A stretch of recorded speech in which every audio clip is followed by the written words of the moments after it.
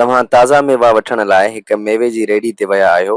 तव्हां ॾिसो था त तव्हां खां अॻियां बीठल माण्हू 10 रुपयनि में 5 सूफ़ ऐं 4 नारंगियूं वठे थो, जॾहिं त तव्हां 5 सूफ़ ऐं 5 नारंगियूं 11 रुपयनि में वठो था। छा पाण सूफ़ ऐं नारंगी जी क़ीमत मालूम करे सघूं था ॿिनि मुतग़यरनि वारे ख़ती मसावातुनि जे निज़ाम जे ज़रिए? जेकॾहिं हा त पोइ मालूम करिणो आहे पाण खे, जेकॾहिं न त पोइ पाण खे सबबु ॿुधाइणो आहे त छो न करे सघूं था। अचो त भला हींअर हिन खे हल कयूं, ॾिसूं त हल थिए थो या न। सो पाण वटि ॿ क्वांटिटीज़ या ॿ मिक़दार आहिनि, हिकिड़ो एपल यानी सूफ़ ऐं ॿियो ऑरेंज यानी नारंगी। सो फ़र्ज़ु कयो मां एक्स वठां थो एपल जी क़ीमत जे लाइ, लेट वठां थो फ़र्ज़ु कयो एक्स प्राइस ऑफ एपल, यानी एपल जी क़ीमत यानी सूफ़ जी क़ीमत जे लाइ मां एक्स वठां थो ऐं ऑरेंज जी क़ीमत जे लाइ या नारंगी जी क़ीमत जे लाइ वाई वठां थो। सो ही ॿ मुतग़य्यर या वेरिएबल वठण खां पोइ पाण पंहिंजे सवाल जी तरफ़ वधूं था ऐं पाण ॾिसूं था त पंहिंजे अॻियां जेको माण्हू हुयो उन 5 एपल्स वरिता हुया। केतिरा एपल्स? 5 एपल्स। सो 5 पाण वठंदासीं ऐं एपल्स जे लाइ एक्स वठंदासीं ऐं उन खां बाद में 5 एपल्स इहे उन्हनि जी क़ीमत आहे, जेके बि एपल्स उन वरिता उन खां बाद में 4 ऑरेंजिस उन वरितियूं। सो 4 लिखंदासीं ऐं ऑरेंजिस जे लाइ वाई वठंदासीं। सो हिते वाई लिखंदासीं। सो इहे जॾहिं ॿई उन वरिता त इहे ॿई उन्हनि खे घणे मिलिया? 5 एक्स ऐं 4 वाई, इहे ॿई उन वरिता त इहे ॿई उनखे मिलिया 10 रुपए में।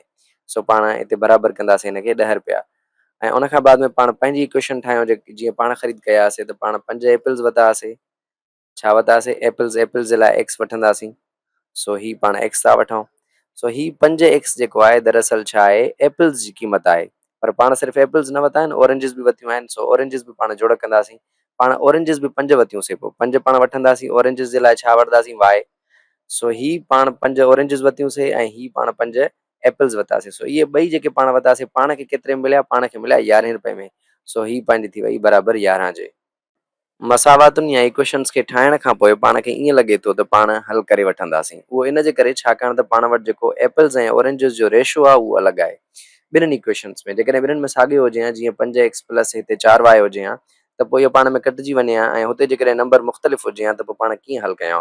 पोइ इहा इक्वेशन हल न थिए हा। पर पाण वटि ॿिन्हिनि इक्वेशन्स में छाकाणि त ऑरेंजिस ऐं एपल जी जेकी निस्बत आहे या रेशो आहे उहो डिफरेंट आहे या मुख़्तलिफ़ आहे, इन जे करे पाण हिनखे हल करे सघंदासीं। हिते पाण हिकिड़ी ॻाल्हि ॾिसी सघूं था त मथीं इक्वेशन में बि 5 एक्स आहे ऐं हेठीं इक्वेशन में बि 5 एक्स आहे। सो जेकॾहिं पाण 5 एक्स मां 5 एक्स कट कयूं त पाण वटि सिर्फ़ु वाई बचंदो, जेको पाण मालूम करे सघंदासीं। सो इन लाइ पाण माइनस मल्टीप्लाई कंदासीं हेठीं इक्वेशन जे ॿिन्हिनि पासनि खां। सो जॾहिं माइनस मल्टीप्लाई कंदासीं त ही इक्वेशन कुझु हीअं ठही वेंदी। हाणे पाण ॾिसंदासीं त वाई वारो जेको वेरिएबल आहे या मुतग़य्यर आहे उन में फ़र्क़ु आहे।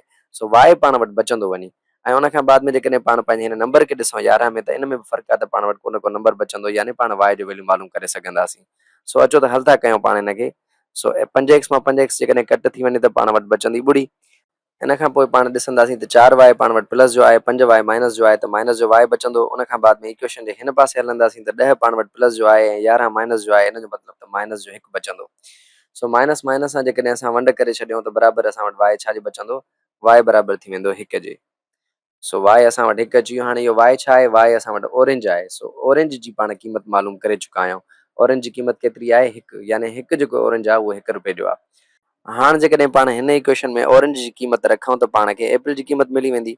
सो पाण वटि इक्वेशन आहे 5 एक्स, त पाण वटि मालूम न थियल आहे। सो एक्स रखंदासीं छाकाणि त इहा पाण खे मालूम करणी आहे। Plus 4 Y. So plus 4 Y जी क़ीमत छा आहे? 1, त हिते 1 रखंदासीं ऐं इहो बराबरि छा जे आहे? बराबरि आहे 10 जे। सो हाणे पाण वटि हिते मथीं इक्वेशन में 4 बचियल आहे। सो जेकॾहिं 4 पाण ॿिन्हिनि पासनि खां कट कयूं त 4 ॿिन्हिनि पासनि खां कट कयूं त बराबरि छा जो थी वेंदो? सो पाण वटि 4 4 मां कट थी वेंदो त इहो बचंदो ॿुड़ी। त पाण वटि हिन पासे बचंदो सिर्फ़ु ऐं सिर्फ़ु छा? सिर्फ़ु ऐं सिर्फ़ु बचो पाण वटि 5 एक्स ऐं 5 एक्स बराबरि छा जे हूंदो? बराबरि जो हुन पासे खां 10 मां 4 वञनि त बचा 6। हाणे जेकॾहिं मां ॿिन्हिनि पासनि खे 6 सां वंड कयां, सो सॉरी 6 सां न बल्कि 5 सां। सो जेकॾहिं मां ॿिन्हिनि पासनि खे हाणे 5 सां वंड कयां त छा थींदो?